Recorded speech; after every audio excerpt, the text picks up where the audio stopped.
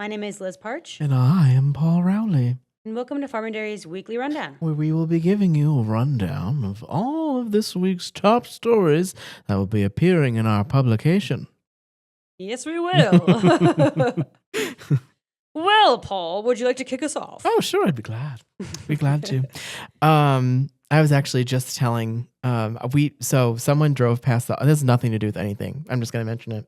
But someone drove past the office purportedly on like a motorcycle or something. Likely. The speakers were great. The speakers were really loud. Like shaking the building. Yes. Yeah. Every time this happens, because the building is near the corner and like the intersection, so the traffic kind of like piles up outside the building.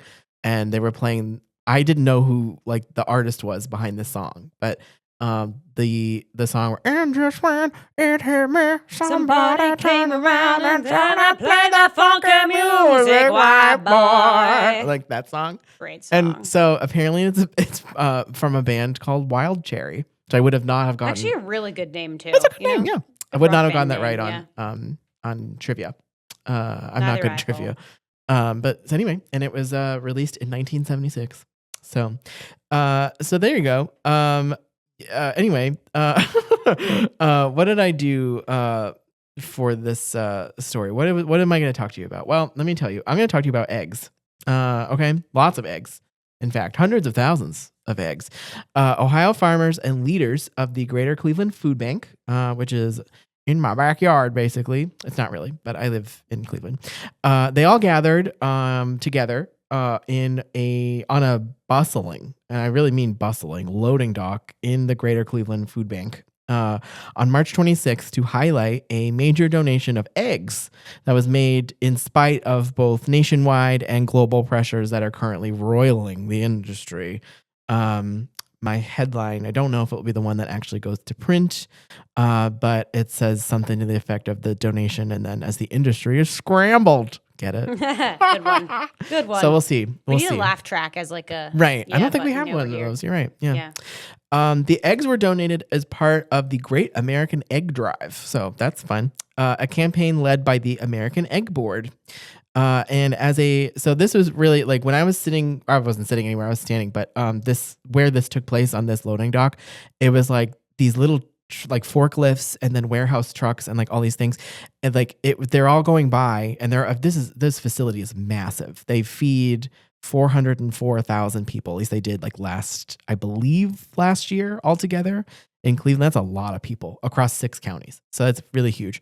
And these little vehicles are driving by and they're beeping their little horns. I don't know if you've ever seen those YouTube videos of like busy street corners in Mumbai.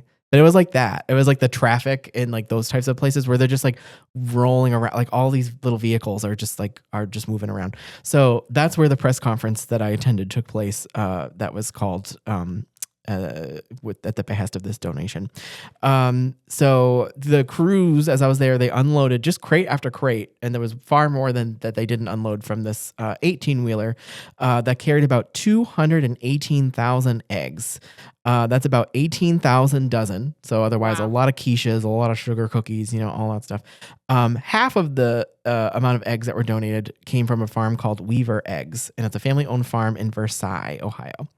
I think that's what that's pronounced. The pallet of donations is going to sail through the food bank's 6-county network, where, according to officials, demand for nutritious protein is rising. But meanwhile, the farmers that supplied those eggs are also continuing to grapple with disease outbreaks and surging production costs. So there's definitely a lot going on there. Karen Posna, she is the director of communications and events for the Greater Cleveland Food Bank. She said that the donation comes at a really crucial time for families that are currently struggling with food insecurity. A 2023 U.S. Department of Agriculture report found that 47 million Americans, including nearly 14 children, live in food insecure households. So that is a lot of people, and I expect that number has not decreased since that report came out. But the generosity of these farmers kind of belies the strain that the producers have found themselves under as they continue to weather these disease outbreaks. Again, like I mentioned, the volatile markets, higher operating costs. In recent years, consumers have been just whipsawed by headlines about egg shortages and surpluses, and then price spikes, and all these things that are kind of tied to the how do I say the full name? The avian influenza, amid just kind of other post-pandemic disruptions. One of the folks that was there on behalf of Weaver Eggs told me that highly pathogenic avian influenza, HPAI, outbreaks have taken a very serious toll on flocks nationwide. He said something, and I checked, and his number was pretty accurate. Something to the effect of 150 million land hens have been lost since 2022. That is a lot of birds. And then federal data shows the losses are just compounding. They're continuing to mount. According to the latest figures, like as of the other day from APHIS, or the Animal and Plant Health Inspection Service, under the USDA umbrella, HPAI, that avian influenza, which some of you don't think is real, is in commercial table egg layer flocks, has resulted so far this year in the depopulation of 15 million birds and 23 confirmed outbreaks across 5 states, including Pennsylvania, which is in our coverage area. And I didn't even mention how the United States' war on Iran is adding more uncertainty. There is a whole nother angle here with like the fuel costs right now that are like definitely, because we're all paying more for gas, as you may have already noticed. And that is felt, I would imagine, like the ripple effect of this war is being felt all the more so on. Well, I don't think natural gas is. Oh, right. I don't know if natural gas is directly related to that because it's oil. Right. I just that's a whole separate problem with people taking advantage of. Right. What's happening, I think. But yes. I guess that's kind of my 2 cents on it. Because you think about where this natural gas is coming from. Right. Yes. If I live 10 miles away from where this source is coming from, why is my gas in Pennsylvania so expensive than other states, right? Doesn't make any sense. But yeah, I mean, that's just what I've heard from like people in my circle, that like natural gas really shouldn't be rising. Interesting. But it is. Right. You know, like, I mean, maybe it is just like the whole chain effect, you know, but from my understanding, I thought it was more about like oil in Iran. Yeah. So anyway, sorry to interrupt. Oh, you're fine. I was just gonna leave you with that, honestly, and say check out the rest of the story to hear all the impacts facing the egg producers and get the rest of the scoop. So, including how the food bank is responding to like their need for protein and all that. So, check it out. Yeah. I feel like your story really proves that just farmers have always been some of the most generous people like ever. Like, my uncle actually told me this story recently about his family during World War II. His family, part of his family is from Maine. And during World War II, there was a POW camp for the German prisoners at like the tip of Maine, because he was obviously it's like right up there by the ocean. Mm-hmm. And there would be prisoners like doing farm work and field work, and his family were farmers, and they would come down and they would bring like bread and like all of these, like all this food that little food that they have just to share with these soldiers. That's really sweet. And then the soldiers actually like came and like thanked them after.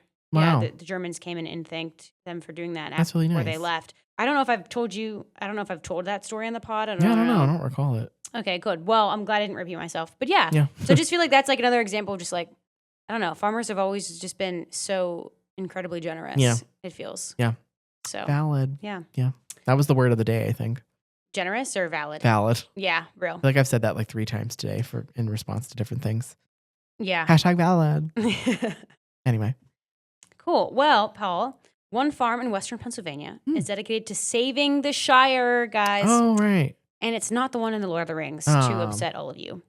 It is actually the rare horse breed that has fewer than 3,000 in the country. So fewer than 3,000 horses that are Shires in the country.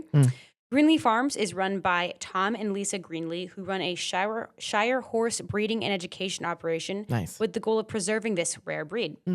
But it took a while to get to this point of running their own horse business. You know, they've both had kind of separate journeys getting into the draft horse industry. So both grew up on or around dairy farms in Western Pennsylvania. After graduating from high school, Tom joined the military, where he spent 25 years and had 3 deployments, one in Iraq and two times in Afghanistan. Tom wouldn't get involved into draft horses in shires until he came back from his 3rd deployment in 2012. And that fall was actually when he laid his eyes on Ellie. It was his first draft shire horse that he bought at a horse auction. I love an animal with a human name. Right. All of them have human names because horses, I mean, I feel like I realized through this story and through my conversations with Tom and Lisa is that horses really do just have such personalities. Yeah. Like it's a bit different from like other just like livestock and animals. Yeah. You know, they really do have like almost human, emotions. But yeah, so Lisa got involved in horses through taking care of her dad's injured horse before acquiring her own. She eventually started competing in open shows, which is how the couple would actually meet and would tie the knot a few years later. That's sweet. Yeah. So the couple has done so much work to their farm, which is Tom's cousin's dairy farm. They bought the farm from his cousin. And they've really expanded their herd so much that they actually have 18 horses now, which they never thought they were going to have this high amount of horses. And that's mostly made up of shires. While they don't compete in shows a lot anymore, like draft horse shows, they still continue to go to the State Fair of Virginia to educate people about the breed and just have a plethora of new plans for this farm. Some of these plans, include hosting horse carriage tours on the farm and equine therapy for veterans, something which, Tom himself as a veteran has really benefited a lot from coming home from these deployments. Cool. So believe it or not, I actually talk a lot more about all this in the story. They have a lot more future goals and are doing a lot more really cool stuff. Wow. And you can read all about that in the paper this week. I believe it's on the front. And online. Nice. So very cool. Well, good luck to the Shire horses. Yeah. They're cute. They actually, I guess I should give you a little like Please. info into why they are unique Paint because us a picture. Yeah. So these horses, they actually have like long hair on their bottom of their legs, their forelegs. It almost kind of looks like they're wearing feather boots. If I were to describe it boots to you, in the fur. Yeah, boots in the fur. Yeah. Whole club is looking. This is a musical God. episode of the pod. It really is. Wow, I've sang much more on this pod than any other day. But no, so it looks kind of cool. Usually these Shire horses have all white, but sometimes they'll have like a black fun. boot, Yeah. boot. I love a black quotes, boot, honestly. right? Yeah. One black boot, 3 white. But they're actually a sensible black boot. Yeah, but they actually weren't always this way. According to they were originally the shires originated in England, and they would clean out like the bogs of England, so they would get cuts and scrapes on their legs, and they would get infected. It was really dangerous. So they were actually bred to have longer hair, and they call them feathers. Okay. Now, cool. I don't know why I did quotes, but yeah, they call them feathers. That I hope that paints a little bit of a picture. They're like huge. I mean, draft horses. I didn't realize. Dummy me. I didn't realize that these horses are huge. Yeah. Draft horses. They're like typically black horses with white, booties. Wow. Yeah. Sometimes a black one thrown in there, Yeah. but yeah. So, anyways, check out the story to learn more about them. They're pretty fascinating creatures or animals. So. Some of these horses do be colossuses on 4 legs. Yeah. Like when I was reporting on the aftermath of that horrible story a couple of months ago about the horses that were found in that barn deceased, I went to an animal rescue, and they specifically an equine rescue, and they gave me a tour very generously of like all of the pens with the horses in it. And then one of the horses, I think his name was Big John. I think that was his actual name. And he was like, I would estimate that the ceiling height in this room, which you cannot, ascertain, but I don't know, maybe about 12 feet, maybe, yeah. I don't know, something like that. We're not cramped in here. He was like as tall as that, like just standing. Yeah, no, they really are. Like I remember like when I was next to these Shire horses, my head was like just slightly past like the bottom of its like stomach. Right. So I'm unsure. I mean, I am a fairly small person, but like still just they're big animals. Yeah. So it's really a lot to take in. Well, what else do I have for you today? Well, let's see. So I got something from our auction section, which I'd be happy to share with you. So me and the J-Man, aka Mr. Christ, we are not often in conversation, I shall say. But I will be honest, we do have something in common, as it turns out. He was resurrected on Easter. Easter, we all know, is coming up pretty soon. And my birthday occasionally lands on that holiday. So when I was 21, when I turned 21, I was like, Christ has risen, and so has my blood alcohol level. You know, kind of a little funny joke out of it.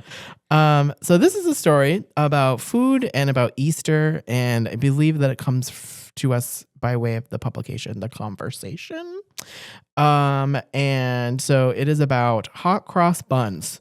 And they are not just a sweet snack that appears around the holidays or a sitting position employed against me and the other fidgety first graders in my elementary school. I didn't realize that was a real dessert. Yeah. Because they come in buns, right. It's the song too, right? No offense, but like, what a boring song. It is very yes. I mean, I know it's just like to teach people how to play the piano, but like, right. But it's so it's one of those things. Yeah.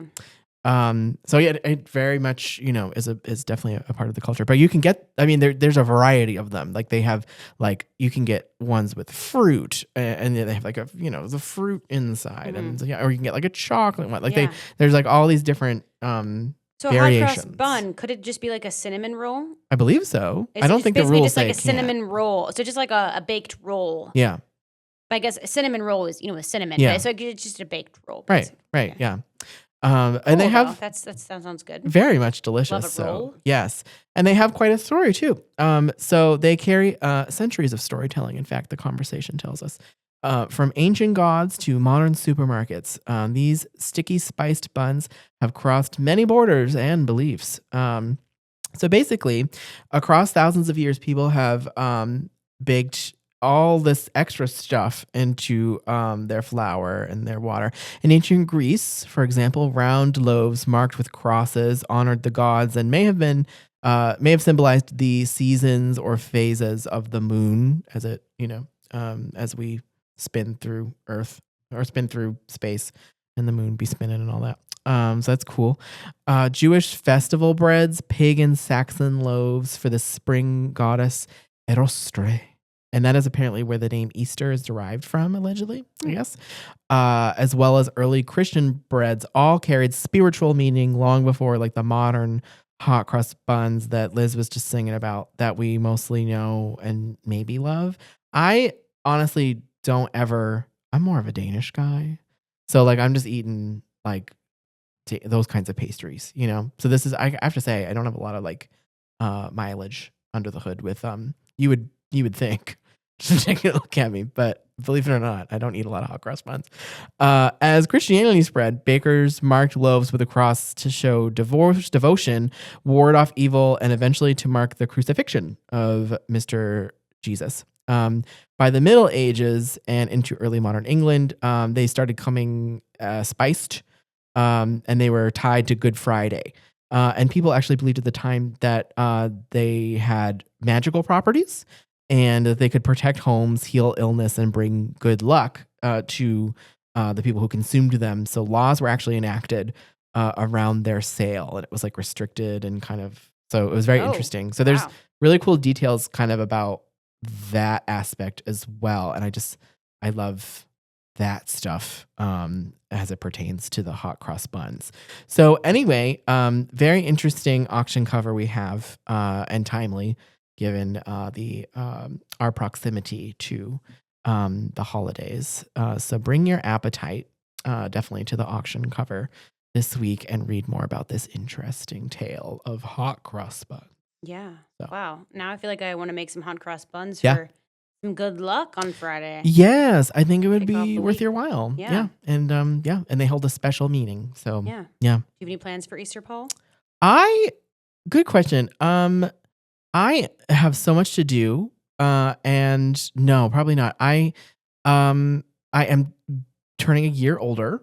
Exciting. Yes. So I made it. Yeah. To this age that I am, which is the Congrats. age of 32, which is so old. And I am like the Crypt Keeper. Remember from the 1980s television show where he's like, anyway, maybe I have a picture of me in the Crypt Keeper. I'll send it your way so we can put it in the video podcast. But anyway, yeah, I I just feel so old. Oh my God. Is your birthday on Sunday or? Yeah, I believe it is. Wow, awesome. Yeah. Okay, so you'll be celebrating your birthday. Yeah. That's awesome. It will be a Very small, nice. intimate affair. I am planning a larger group outing. Oh, I guess I'll hard launch it because I haven't made like a Facebook event page yet.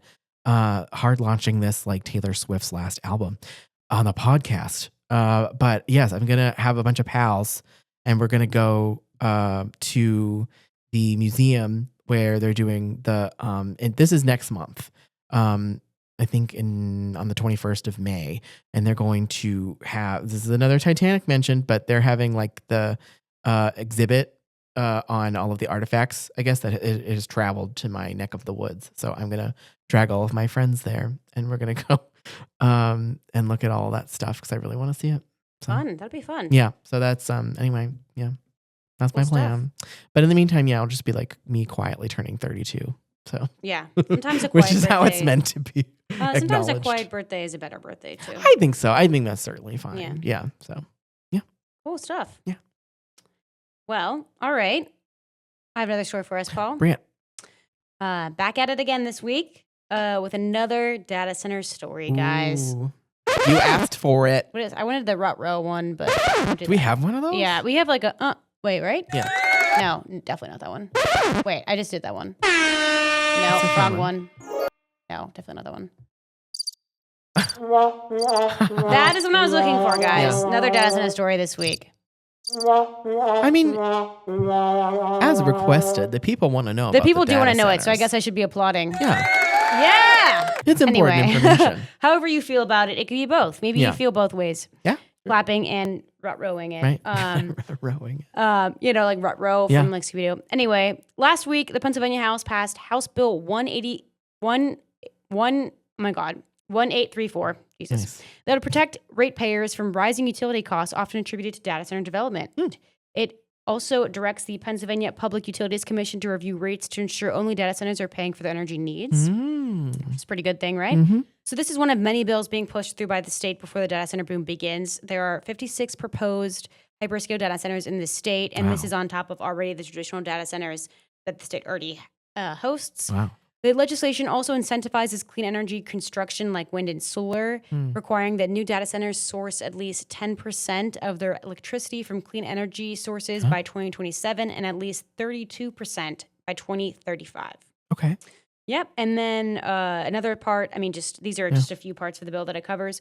But yeah, data centers also have to provide funds to the state's low-income energy assistance program, which helps low-income families pay for their heating through cash grants. Interesting. So yeah, it does a few things there. Yeah. Most House Republicans do not support the bill, saying it puts a massive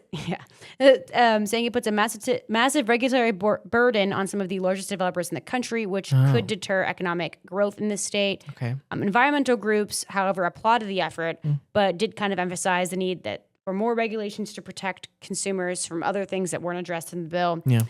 Some environmental groups even called for supported one state senators call for a 3-year moratorium on data centers to just so local elected officials can really prepare properly, through like developing ordinances and updating their zoning regulations, things like that. Yeah. So yeah, definitely seeing a lot of data center regulation talk throughout all of our coverage region. Right. It's not going away anytime soon. No. So yeah, that's a little snippet of what happened last week. There you go. And hopefully it'll be stagnant. Nothing will happen. Yeah. This week, Right. to give you guys a little break and me a needed respite. But yeah, so that's that. Paul, you got anything to share? I do. So this actually comes to us by way of our friends at the Associated Press, and you will find this somewhere in the auction section. I don't know what page this showed up on, but it's somewhere in there. And I'm reading it because I'm trying to. So this is a note that I believe last week I was talking about my mother and the reason why we left the Catholic faith because of her fighting with a townie in my town. This woman that lived in my town named Donna.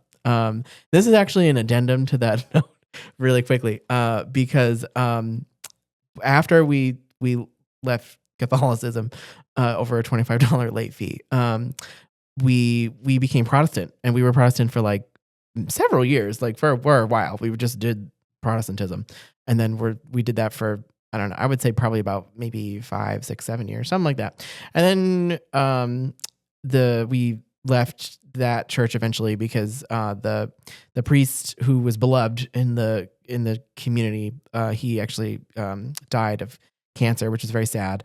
And then, long story short, after he passed away, the church closed and it became a karate studio, which is great, which is really fun to me. But after that, we were like, just sort of, it was a small town. There was only 2 churches.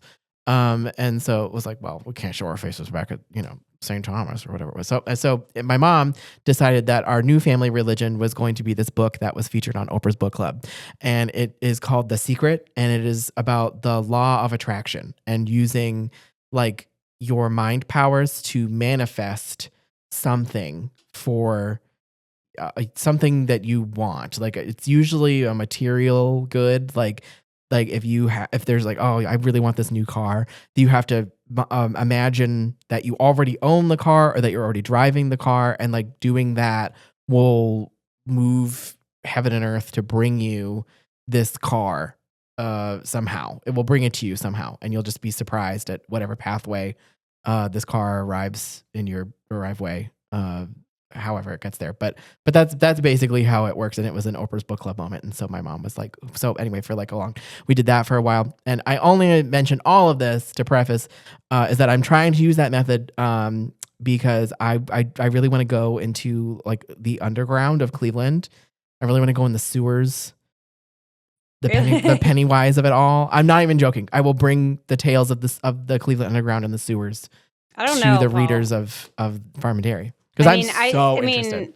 I guess like support your goals, right? I know. However, I've seen Cleveland in the daylight. Oh, I know. The trash. Yeah. So I can't imagine. Yeah, I want to get in there. What the sewage would be like. I want to get in there. So this is a story about sewers. I mean, not the sewage. Right. Yeah. But I want to see it all. I want to see it all. Don't hold anything back. Yeah. So anyway, this is actually a story about Cleveland's underground. So it's a subterranean world that many surface dwellers, the AP says, do not know exist. I think they do, actually. And I myself did in Cleveland. Miners are extracting a crucial winter mineral from this place in the city. That mineral is salt. And this is the Whiskey Island salt mine, which is owned by food giant Cargill. And it helps supply road salt across the Northeast and Great Lakes region, where, especially this year, I'm thinking if we had 60-degree weather today, and I'm thinking that any day now it's going to snap back to like 25 or something. But you can, certainly any of our listeners can attest, probably because they live in this area. A colder, snowier than usual winter has quite very much dramatically driven demand of salt. Many municipalities on their own exhausted the supplies that they had that typically last through spring. And so Cargill supplied like a lot of the local communities and cities and with salt from this mine near really close to downtown Cleveland, actually. The mine beneath Lake Erie is one of the world's largest, and it produces 3 million to 4 million tons annually of salt, though that can fall short of demand in especially harsh winters, which I think actually happened this winter. Located 1,800 feet underground and like under the lake, because that's like, wow. The AP says that is accessed from Whiskey Island, which it calls an industrial area on the shore right beside downtown Cleveland. This is reductive, I will say. I'm going to also correct the record here. Whiskey Island is not just like a barren industrial wasteland, right? It is actually a popular recreation spot, featuring the 22-acre Wendy Park, as well as the Whiskey Island Marina, which has like lots of nice boats in it, because I walk around here sometimes. Fun, yeah. It's very nice. And there's a restaurant. And you can partake in beach volleyball, which my friend Alex, I guess I should give a shout out to his business, because he does volleyball stuff, and sometimes it touches on Whiskey Island. So shout out to Clash Cleveland, the volleyball emporium in Cleveland. This is also a sandy beach at Whiskey Island. Fishing, live music. There's that bar and restaurant I told you about. So anyway, that's all happening. And then there's the salt mine. So it's quite a busy place. So now that I've corrected the record, back to the mine, which opened in the 1960s and operates year round. Salt is extracted by drilling and blasting through vast tunnels formed from an ancient inland sea that dried up millions of years ago. I think that is so cool. I also think as I turn another year older that like I'm like my skin is looking like this ancient inland dried sea that from a million years ago. Like that's an apt way to describe my body type. I don't know. I kind of think your skin looks fine. It looks good, Paul. Fossilized, but thank you. But fossil. I'm an old fossil. Inside, the mine is a maze of roughly rectangular caverns, and the walls are chalky white, and the ceilings extend for miles, and the whole thing is just like inconceivably huge. I've seen pictures of it. I don't think we have one in the paper this week because due to lack of space, but you can Google it, and and you can see like what it looks like inside. It's very, it's a strange looking place, but it's also really interesting and cool. Heavy machinery and conveyor belts rumble as small ATVs whisk miners around. It's very dimly lit, and it's often even pitch black beyond the glare of headlamps and floodlights. Operations are continuous with downtime used for keeping upkeep on and repairs to keep production steady. And Cargill says it is prioritizing shipments to ensure salt reaches the areas of greatest need as winter lingers in some regions. I will also remind you guys that like I think it was like in the 80s the other day in Ohio at large, but Cleveland was like 35 because of like the cold air that was coming off the lake or something. So anyway, man, that stinks. I know it was such a, So anyway, frequent smaller storms have also increased usage of salt. And then, they also said that they expect that the mine has like several decades more of productivity, left in it. So it will be continuing, and it's just really cool. So anyway, there's more about like how cool it is. And also if you read this story, I'm gonna need you all to think about me and hope that I will get the opportunity as I'm searching, to climb into, a sewer or like Cleveland's underground. Well, you could probably do that of your own volition. I could probably do that, but I need like someone to guide me. Like, unless like, because like, the first what Pennywise. What about it interests you? Do you looking for Pennywise, or I would you just be, want to know what I would be is so like down there? I'd be really, really like fired up if I ran into like Pennywise. I don't think that I would survive an encounter with him though, so that's why I'm hoping for like a guide. But I just think it's so interesting that like there are these, and this applies to honestly the story too, in the AP, that I'm so interested in these places that like are just people do not even, it doesn't even cross their mind that like they exist. You know what I mean? Like, and that's how like stormwater like control like works. Like that's really like the angle I'm looking at right now. Let's see if I can like do some enterprise. Probably reach out to someone if you say that. Yes. You'd be like, right. Yeah, maybe they would take you down. Yes, and that's why. And I just think it's so interesting because like as the climate continues to like change and warm, and we have these periods of like more severe weather, and we have to like we can't control stormwater or things like that the ways that we used to, so we need more sophisticated like technologies and controls and things and so cities that are full of people have to adapt, or otherwise that stormwater is going to flood the streets and people's homes. And we've seen that in many large cities, like New York being one of them. And so it's just really it's so interesting to me. And then these places are like if you think about like, I don't want to go too much off on a tangent, but like the